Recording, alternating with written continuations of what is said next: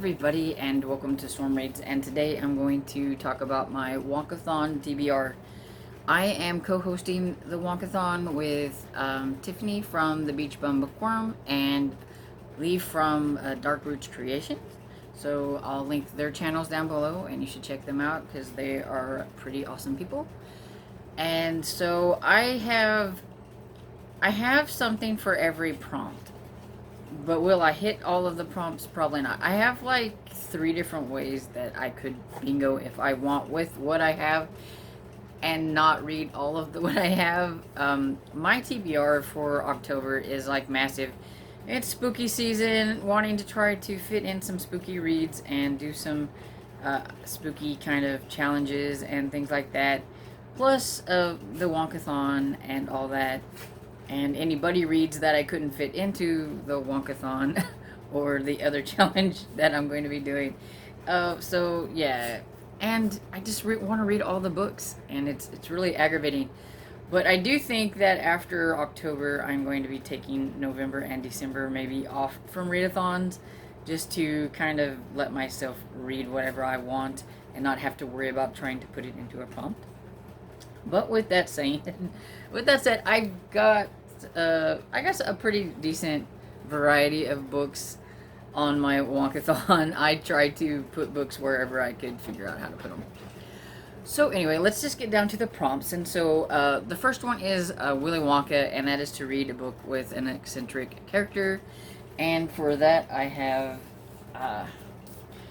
Picture of Dorian Gray by Oscar Wilde. I asked, I believe it was Jessica from Lady Love Said Reads, because I'd seen that she had read this and asked if she thought that Dorian Gray would make it for an eccentric character, and she said yes. And I'm going to be buddy reading this with Sherry, that's in the I can't speak.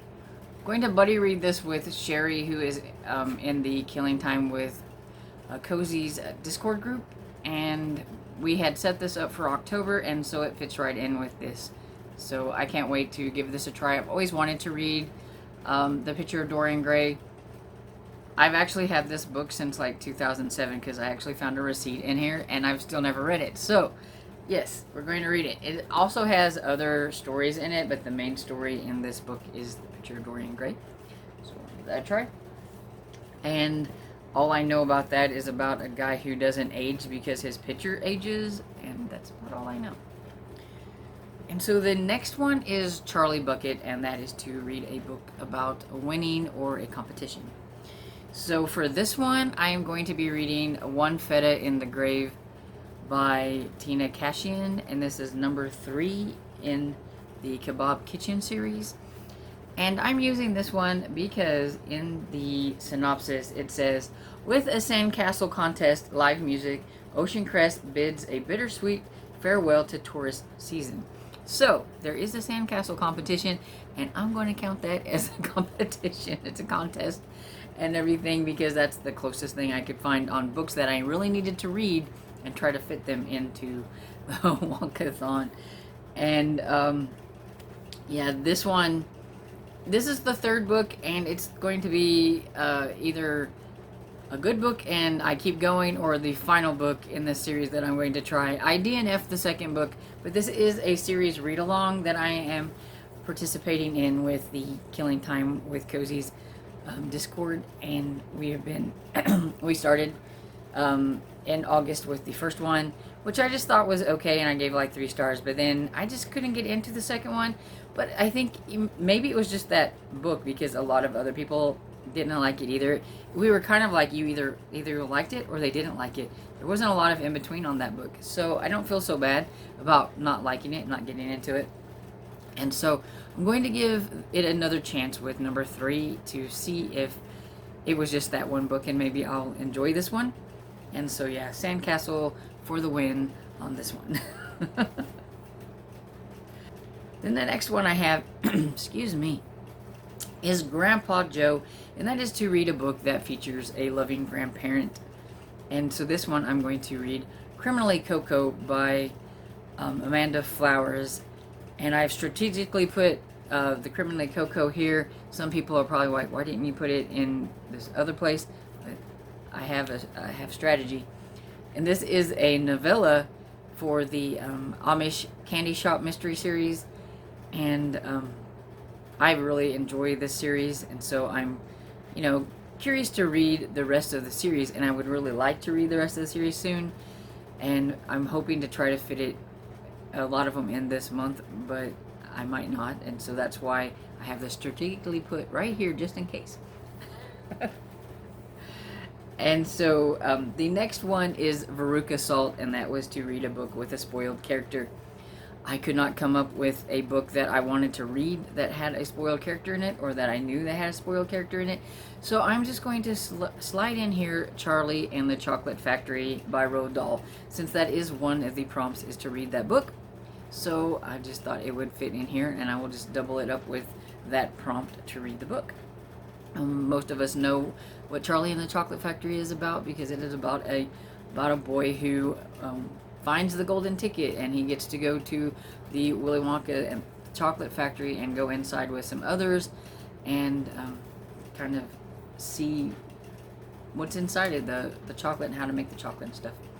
And there are some rather spoiled characters in there. Not only is Veruca Salt very spoiled, but a lot of the other ones are pretty spoiled and bratty too. So fits really well there. The next one is Violet Beauregard, and that is to read a book that has purple on the cover. And so for that one, I am going to do Borrower of the Night by Elizabeth Peters. This is the first book in, I don't remember the name of the character. So this is book 1 in the Vicky Bliss series. I didn't really need to start another series, but I just couldn't figure out a book to put here. So, if I don't get to this one, I'm okay. I will just insert Charlie and the Chocolate Factory here, too, and we will double up on that prompt when we will use that one. Like I said, I am not afraid to double up on any of these, but I did want to try to put a book in each one in case I did have time to fit them in. And I do believe I found an audiobook of this one, so it will help. And it says, meet art historian Vicky Bliss. She is as beautiful as she is brainy, with an unassailable courage, insatiable curiosity, and expertise in lost museum treasures that often lead her into the most dangerous of situations. And I know it is a cozy mystery, but it is an older cozy mystery, so I know it's not, I don't think it's quite as cozy as what we think of cozy mysteries are now. And it was published first in, it says 1973, so yeah, it's older. And I was kind of curious. I've heard some people talk about this author, and so I wanted to kind of give it a try. And you will see here that this cover has kind of some deep purpley colors on it. So that's why I decided to go ahead and use this for this prompt. But like I said, if I can't get to this book, because I do have a lot of books that I would like to read, it is not high on my priority list, so it could get bumped off, and Charlie and the Chocolate Factory could get put here for a double up or triple up on the prompt, as you could say, I guess. So the next one we have is Augustus Gloop, and this is to read a book that features food, right? Yeah, it's a book that features food. And I am going to be doubling up this one with a One Feta in the Grave by Tina Cashian, because none of the other books that I have on my reading list that I knew that had food in it. And since I know this is about a restaurant, I just went ahead and went with this and just double up. I'm not a huge foodie, cozy person, so I didn't want to insert another foodie one in when I already had one on this TBR, so we're just going to go with that. And then the next is Mike TV, and that is to read a book that features technology. Now, before I even thought about what I was going to make for my TBR, I knew that I wanted to read this book. I've watched all the movies that is based on this book, but I've never actually read the source material, and I decided that this October was a great time to do this, and so I am going to read Jurassic Park by Michael Crichton. And this features technology that goes haywire because they have these dinosaurs that they have created, and they have them in a park where you can go and visit, and yeah, things go wrong and the dinosaurs get out and they go after people. And so yeah, I really like the movies, and so I'm just really curious to see like what kind of liberties the movie took with from the book, because the books are always so different than the TV shows or movies. And so yeah, I want to give this a try. It's about time, I think. And then the next one is the Oompa Loompas, and that's to read a book about a lesson that you learned, about learning a lesson. And you know, until you've read a book, it's really hard to know if you're going to learn a lesson or if the character learns a lesson or anything like that. So I'm just going to go with an e-arc that I need to read from Sourcebook Kids, because I think a lot of middle grade books usually have the kid is learning a lesson or there's a moral to the story or something like that. So I'm going to go with Pennsylvania by Stephanie Watson. And I cannot remember what this book is about. Let's see. Yeah, so Pennsylvania, it says here, says the author Stephanie Watson beautifully explores grief and creativity through an unforgettable fantasy world. So sounds like we're going to learn something about grief and creativity and things like that. And I know it's about a girl whose name is Zora, and she's always has a crayon. She's always, I think she was, as soon as she was born, she had a crayon in her hand, and she likes to draw and everything. And Zora draws hamsters wearing pajamas and balloons and things like that. And then it says, but when Zora's mom is diagnosed with leukemia, everything changes, and after months of illness, she dies. And with her goes Zora's love of creation. Desperate to escape the pain, Zora scribbles out her artwork. Her dark, furious scribbles lifts off the page and yanks Zora and Frankie into Pennsylvania. It's pencil, like the writing Pennsylvania. And so, yeah. So it sounds like there's some kind of fun lessons maybe to be learned, and some like sad ones to be learned. And, you know, it's going to suck you into a fantasy world, and I always like that kind of thing. And so I'm excited to give it a try, and hopefully it fits this prompt, and I think it sounds like it's going to fit this prompt. That one was a hard prompt to kind of figure out. Then the next one is Slugworth, and it is about a book about spy or detective, and I am going to be using Relic by Douglas Preston and Lincoln Childs. So I know it's about a guy named Pendergast, but I also think it's got a detective in it, and I don't remember what the detective's name is. I'm not sure if Pendergast is a detective or if the other character is. Look it up. Ah, okay. So I had to look it up because I have no clue. I know this is #1 in the Pendergast series, and I know a lot of people who really enjoy this book. And I'm going to be buddy reading this with Breezy Ann, and she has a YouTube channel, so I will link her below as well. You should go check out her channel.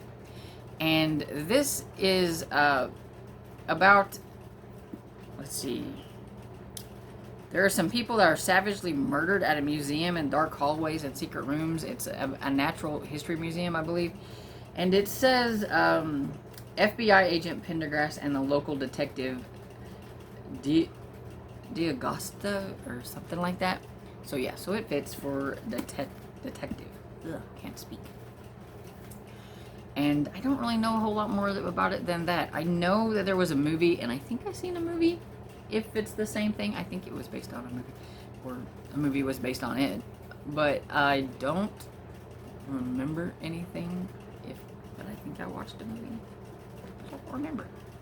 But anyway, I have really been curious about this series after I seen, I think it was Becky from the Bookish Bryants talk about how much she really loves the series, and then Breezy Ann said she absolutely loves the series, and she was wanting to do like a series reread, and she wanted to start in October with the first one. And since I had already had this on like a TBR, I think I was going to try to read it in September. And then since she said that she wanted to read it in October, I thought, oh, it'll be good. We'll just save it and we can buddy read it. So that's what we're going to do.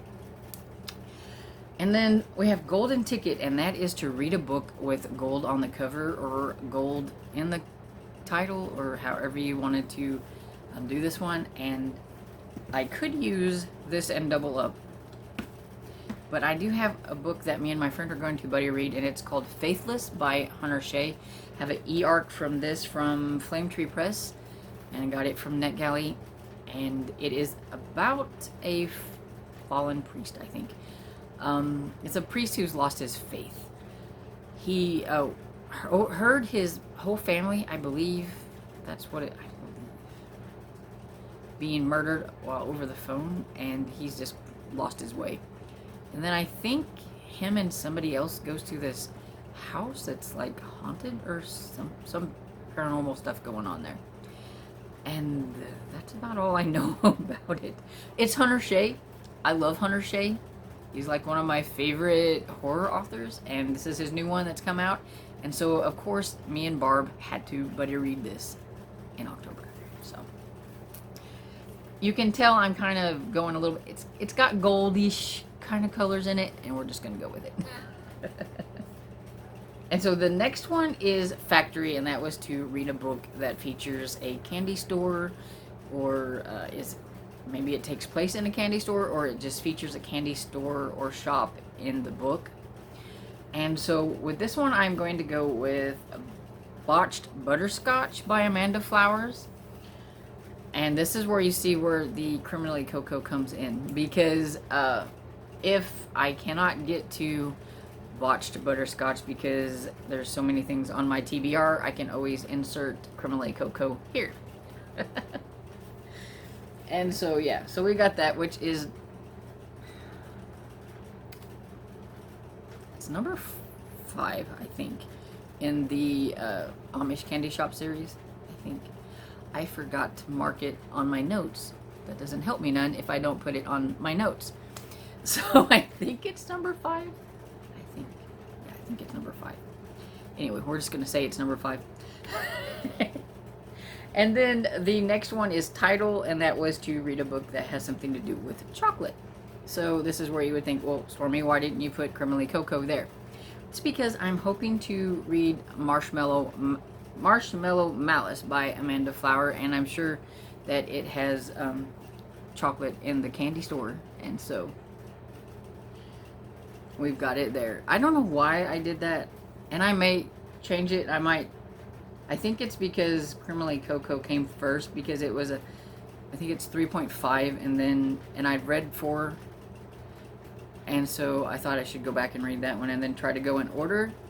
And so I can always change them around if there's no chocolate in Marshmallow Malice. But I mean, you've got marshmallows, surely you have chocolate somewhere. That was my idea anyway. But like I said, if I can't get to these, because this a part of the series, I'm just going to use Criminally Coco for all 3 of those. So we'll see how it goes. And then of course another one of here is to read Charlie and the Great Glass Elevator.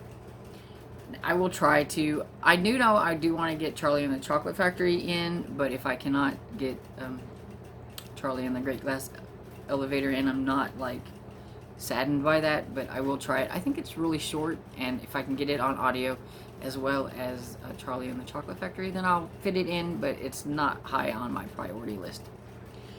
And then the last one I have is read a book set in Germany or written by a German author. And here again, I am doubling this up with The Borrower of the Night by Elizabeth Peters, and it is set in Germany. And this here again is, if I don't get to Borrowers of the Night, then I just won't finish this prompt. I don't think any of my others have anything to do with Germany in them, but this is set in Germany, so that's why I decided to go with it, and it had the pretty kind of purples on the cover, so it fit 2 prompts. We'll just see how it goes. Like I said, I think I have 2 ways. I can do 3 diagonally or down, and then I got 1 across. That's like 5 I think I can do. I have a strategy if I can't get to all of the books and can't like black it out or whatever, but I do have some bingo strategies anyway, and you will find that out as we go and everything. But yeah, so that's my TBR for the Wonkathon. My overly ambitious TBR for the whole month is crazy, and hopefully I can concentrate a lot on these.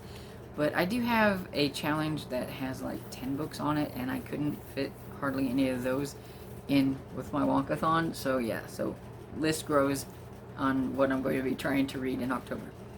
And so that's why I split it up. I wanted to do just the concentrate on the Wonkathon and the TBR I have for it, and then I'm going to do another TBR that's going to have this other challenge on it, and then any other leftover books that I want to read and things like that. So that'll be like TBR part 2.